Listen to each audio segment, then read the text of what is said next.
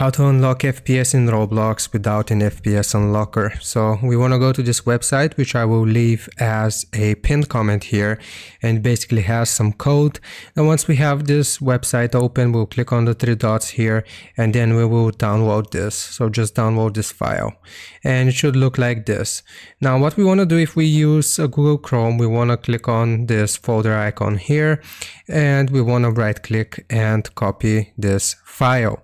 Now after we have copied the file, what we're going to do is we're going to open up our computer search engine, and here we will go to Roblox and just search for Roblox player.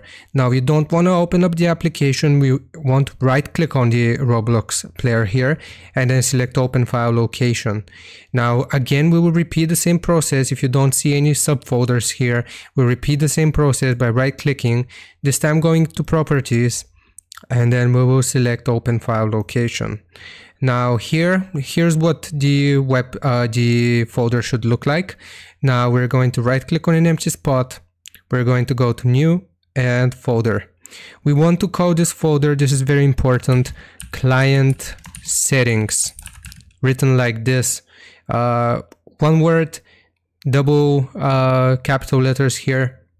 So after we have created this, we want to open up this folder. We're going to right click and we're going to paste our file, the client apps settings JSON. And now what we're going to do is we're going to double click on this file.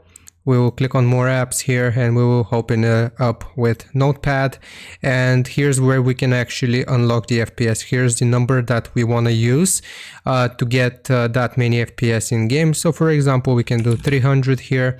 I'm going to close it, save it, and now you should be able to have 300 FPS in Roblox. That's how you unlock your FPS. Hope this helps you out. Leave a like and sub, and I'll see you next time.